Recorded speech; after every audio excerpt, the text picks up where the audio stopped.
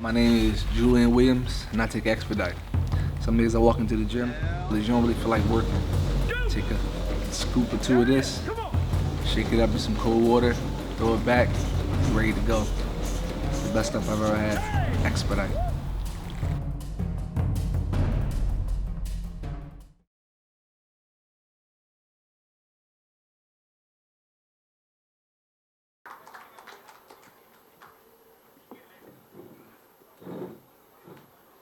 Well, fastest knockout in UFC history, and clearly a fight that was very personal to you. So, along yeah, along the way, you've had some great wins. Where does this one rank all time out of all your accomplishments? Wasn't personal, man. I just don't like the dude. I knew how to get inside his head, and that's it, man. There's nothing personal for me. It's just business. I'm here to get these checks, get paid, and make sure that I put enough money away for my kids to go to university. So that belts was next, and I'm glad I got to end that dude, man. You started with flying knees before. I mean, was there a decision that you thought you could knock him out with it, or is that just the way you wanted to start the fight? I mean, why was that the initial move? Uh, he's so predictable, man. He's a scrub. But a part of me just wanted to throw it out there so he knew, like, if you do shoot like an idiot, like you only know how to, your head's going to get clipped, and that would put the brakes on him, and then I'd beat him up for 14 minutes and 30 seconds and execute him. Or, he took the bait. I put my hands behind my back. He probably thought we were going to fucking patty kick it up or something. I don't know. But he walked right into it. I saw some criticism. People say the punches weren't really necessary. Maybe They were super necessary. Why were they necessary? What do you mean, why were they not necessary? Because he was already knocked out at that point. But the referee hadn't pulled me off. And my job is to hit somebody till the referee pulls me off. So to those people, I would say maybe don't watch MMA, go back to soccer. I saw some other criticisms, perhaps, of your celebration afterwards. Any regrets at the celebration or your behavior in the cage afterwards? Man, there's not too many people that I've disliked. I have over 50 pro fights, and he's one of them. He talked about my manhood, talked about my culture, my ethnicity. Where do we draw? Why do certain people get to do stuff? You online, so you could do anything. Everything is cool before a fight. You're allowed to do and say whatever you want, like other fighters are not doing. Talking about people's religions, wife, even kids. That's cool, but after a fight, I'm not allowed to showboat and rub it in your face, so you and guys like you could see it and be like, maybe I don't talk so much shit, because when I cross one of these real motherfuckers, they're going to make me pay for it, man. They're going to embarrass the shit out of me. And it's not over for Ben either. He still has to deal with me. If I see him at Whole Foods, I'm going to still slap that dude up because I don't like him. And last thing for me, I know after the last fight you thought, I'm going to get the title shot. You didn't. You took this one. Why now do you believe the title shot will be yours? It should have been mine, like you said, but, I don't know. I'm not going to sell my soul, man. I know they go around sometimes, telling, oh, you got the title shot or you, and then see who gives them the best deal. I want to get paid for my services. I think I bring a very real thing to this fighting thing, and that's just baptizing people. I'm not God, but I'm putting motherfuckers in another planet when I'm done with them.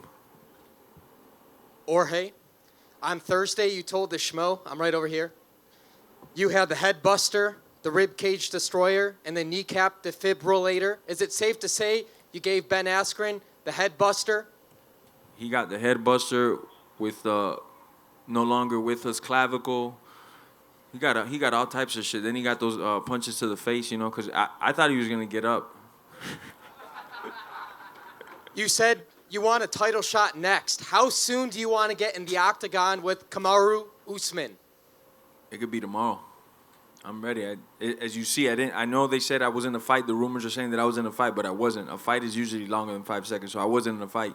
No injuries. I'm ready to go tomorrow. Lastly, for me, did that go exactly how you expected it to go? Yes and no. My whole vision of this, if you could get inside my head and replay my thoughts, were me beating his ass for 14 minutes and then putting him out like that. I really wanted to hurt him for as long as I could, as much as I could. Destroy his kneecaps, bust his ribs, make him piss blood, and then send him home packing. But, I think in a way he got off easy. Jorge in front. Congratulations. Thanks, sir.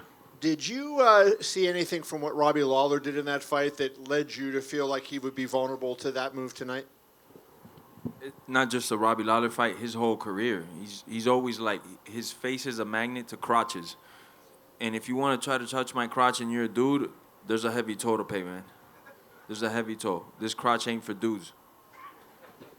And where did you get the dislike for him in the first place? Was it when he came into the UFC, or was it even before that?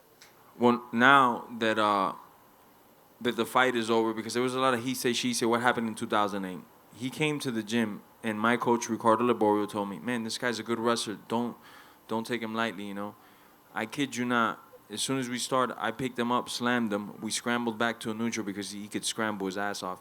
We kept going. He couldn't score a takedown. I took him down again, but this is what MMA gloves, not throwing hard, you know, just like you're measuring charge. I took him down again, to which he out-scrambled me and stayed on top of me for like a minute and a half. Didn't submit me, wasn't my guard, but didn't pass my guard. So when he was putting these comments out there, I was like, man, this guy's a fucking idiot, bro. He has to lie to himself to get himself motivated.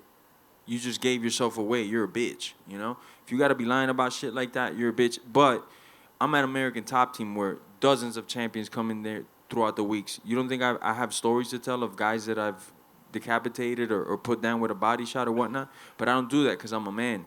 And we got a code in the gym. This is where we work and we sharpen our tools and then we display them to the world. He doesn't have those ethics and guidelines. So just from that alone, I was already like, man, he's a weirdo. And then on top, after the wrestling practice, he came by and tried to do some corny-ass joke. And it was like me, maybe Jay-Z, Cavalcante at the time, somebody else. We just looked at him like, man, you could just introduce yourself. You don't got to be a fucking idiot, you know? And since that moment, I never liked him. And lastly, for me, you have over 50 fights, as you mentioned. Do you think that you're better suited to be a champion now than you would have been when you're young because you're more mature, you've had more experience in the fight game, and you know better what it takes than maybe you did 5, 8 years ago when you were maybe more physically talented but not as experienced? No, I'm probably more physically talented right now, man. Tell you the truth. Really? In what way? In many ways, man. Some of them I can't talk about them on air.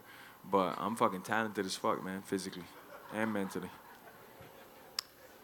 Jorge, straight ahead. Dustin Poirier tweeted after your knockout that at dinner last night, Mike Brown and you had talked to him about this being the game plan with the knee, and that Mike Brown had even shown him video of you guys practicing that. So now that the fight's happened, can you kind of tell the story of that and, you know, leading up to it, how long you guys had been contemplating this? Well, it was in the back of my pocket. Like, pull it out whenever you want, George. Mike Brown is like very, especially with me, he kind of just lays out the game plan and do it what you want, you know. We didn't know if I was going to open up with it right away, but we knew I was going to have it in my back pocket for sure, you know. And I did want to hit him with it in the first round. I didn't know if right off the rip or a minute or two into it, because mainly whether I hit him or miss, it kind of pumps the brakes on wrestlers like, whoa, if I shoot in, I could get my face rearranged and look like an idiot on TV. So I definitely wanted to put that out in the first round. I didn't think I was going to do it right off rip, but he fell for the bait so hard. I could just see how eager he was just to come forward. And so I put my hands behind my back and let him think, come eat. He didn't know it was going to be a buffet, though. He thought it was going to be a three-piece. Now you're getting the whole fucking MGM Grand buffet to the face, man.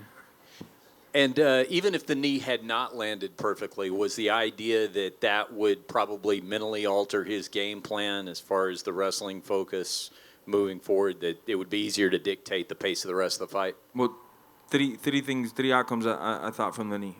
The first one. The second would have been I miss. And the third one would have been I miss, and he grabs my leg and he takes me down. And we scramble right away, and he finds out I can't hold this guy down. And I was cool with all three of those scenarios and outcomes. I don't think there's a fourth one unless somebody could think of one. But those were the outcomes in my head. So I was like, man, these knees are just free from me. I'm not fighting a guy that intends to punch me in the face whatsoever. He's not a mean guy. He doesn't want to punch me in the face. He wants to hug my leg and put his face in my crotch. There's nothing. I could throw all the knees I want. I have nothing to worry about. Jorge, aquí, a tu izquierda. Hey, ¿cómo está? Muy bien. En primer lugar, felicitaciones por lo que has hecho. Hace un par de días te preguntaba que cómo estabas, me decías que muy bien. Y además me decías que estabas muy contento porque decías que le ibas a partir la cara a un payaso y que encima te iban a pagar por ello, así lo dijiste. Sí, señor. Además, Sí, estoy mismo encantado de le hablar en español porque de momento no hubo nadie que te hiciera hablar en tu lengua madre.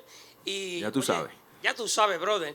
¿Te imaginabas esto en el mejor de tus sueños? No en el mejor de mis sueños. En el mejor de mis sueños, yo lo iba a castigar por 14 minutos y enseñarle a él que es un hombre de verdad. Y mi papá está ahí y él es testigo. Mi papá fue el que me dijo, no quiero que hagas eso, yo quiero que acabes con él rápido para que le enseñes al mundo que tú mejor eres que él. Pero yo en realidad lo quería castigar por 14 minutos. Mi papá es el testigo mío. Ese era mi mejor sueño, que yo lo castigara en 14 minutos y después lo ponía a dormir. ¿Qué es lo siguiente para ti? What is the next for you? El título. Título. El título y hamburguesas. Hamburguesa. Vale. Gracias. Jorge, over here. Yes, sir. Before the fight, did you sense any kind of fear in him? Because I noticed. Yeah. Talk about that. Man, I had that dude spooked out. It was funny to me that he kept saying he's under my skin because I didn't go to a press conference. He was bragging about that I didn't go to a press conference. Let me tell you guys a secret. I could care less to be here, man. If I could be right now In-N-Out Burger and some cheeseburgers and I wouldn't get fined for missing this thing, I'd be gone. No disrespect, because there's a lot of cool motherfuckers in here, bro. But I don't care, especially to fly across the country. I had a little bit of food poisoning, and I had staph. The first one that was in Atlanta, I don't know if y'all could see this, I had a good case of staph. And I just said, I'm not going to go nowhere like this, you know. So he was bragging about that. I was like, man, I'm going to catch this dude. I seen him one day in the hallways. We were taking pictures, and I just jumped up on him. And right away, I could see how nervous he was. He's a deer in lights, stiff meister, you know. Similar how he ended up tonight, stiff as a fucking board. It's the same way he was every time I seen him, man. So I got no respect for him, because if you could talk that shit like this, you got to be able to do it in the FaceTime. If not, shut the fuck up, man, because we don't even know if it's you the one typing, man. It's just fucking, he just throws shit on the wall and hopes that it sticks, you know.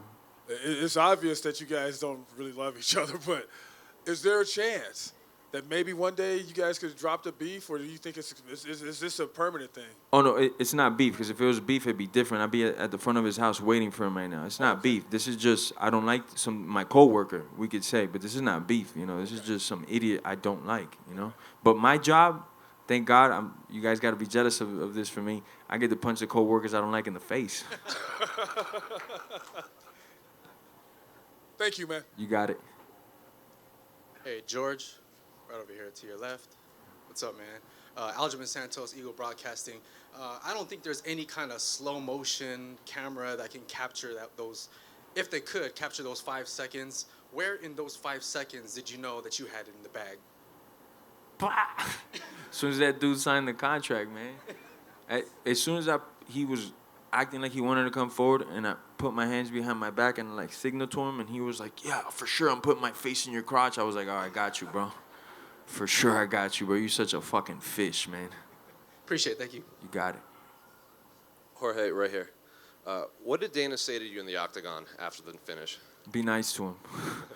That's what I remember. I don't know. I'm sure he said a couple other things, you know, but he was just like, be nice to Ben. Be nice to him now, you know. Because I was telling him, why'd you put me to fight with this guy? Because I believe in, a lot of the media also believed it. Not a lot, but some of the media, that this was a step back for me.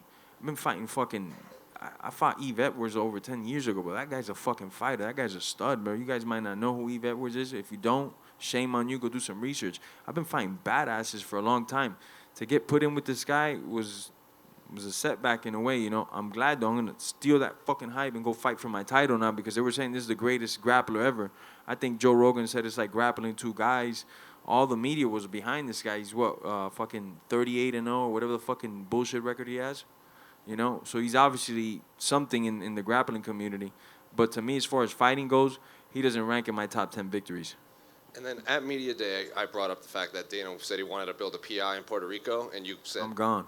Yeah, and you said I'm gone. Puerto Rico, here I go. Did you talk to Dana about that? You said you wanted to meet with him. Nah, Dana ain't talked to me about that. He might be a little mad I did his boy Ben like that, man. I know those two are real close. What happens if Colby wins next month? How do you determine who gets the title shot? How do you figure that out?